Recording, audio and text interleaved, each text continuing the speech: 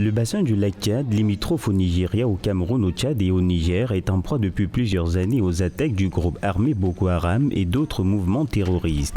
À fin 2021, le Haut Commissariat des Nations Unies pour les réfugiés dénombrait dans le bassin du lac Tchad plus de 3 millions de déplacés internes et plus de 327 000 réfugiés répartis à travers le Cameroun, le Niger, le Nigeria et le Tchad à cause de la violence des groupes armés non étatiques.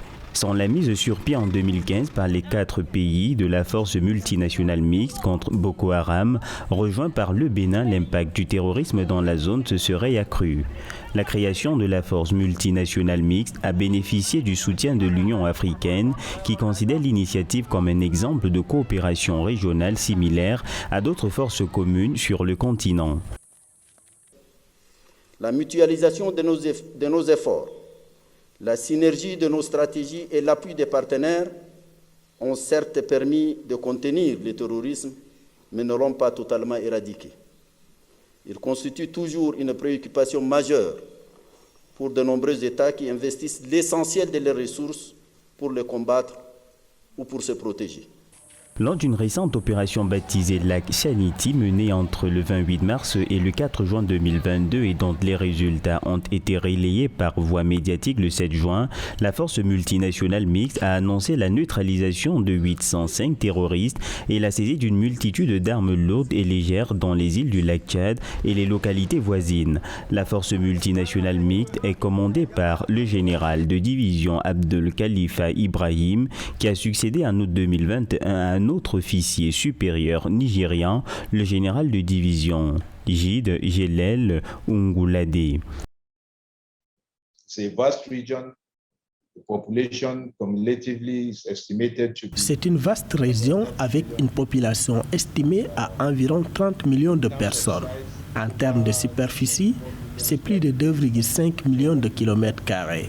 Donc, on parle d'un vaste territoire. Les activités de Boko Haram dans cette zone, début 2015, ont conduit les pays de la Commission du bassin du lac Tchad, Nigeria, Niger, Cameroun, Tchad et la République du Bénin qui a un statut d'observateur à se regrouper pour former la force multinationale mixte. An observer status to come together and form the multinational joint task force. Le mandat de la force multinationale mixte court actuellement jusqu'en février 2023 suite à une décision du Conseil de paix et de sécurité de l'Union africaine du 14 janvier 2022 avec effet au 1er février. D'après les données de la Commission du bassin du lac Tchad, la force compte environ 10 000 hommes composés des contingents des forces armées nationales et des différents pays membres. Et donc la question fondamentale qui relie ces différents défis, c'est la question à propos de la viabilité à long terme, de la longévité de la FMM. On voit le conflit évoluer, changer, et donc que va devenir la FMM au fil de ces efforts et comment va-t-elle continuer à confronter ces menaces et quand cette menace change, comment vont-ils s'adapter? On doit vraiment y réfléchir. La force multinationale mixte a pour mandat de créer un environnement sûr et sécurisé dans les zones affectées par les activités de Boko Haram et d'autres groupes terroristes afin de réduire de manière significative les violences contre les civils et autres abus.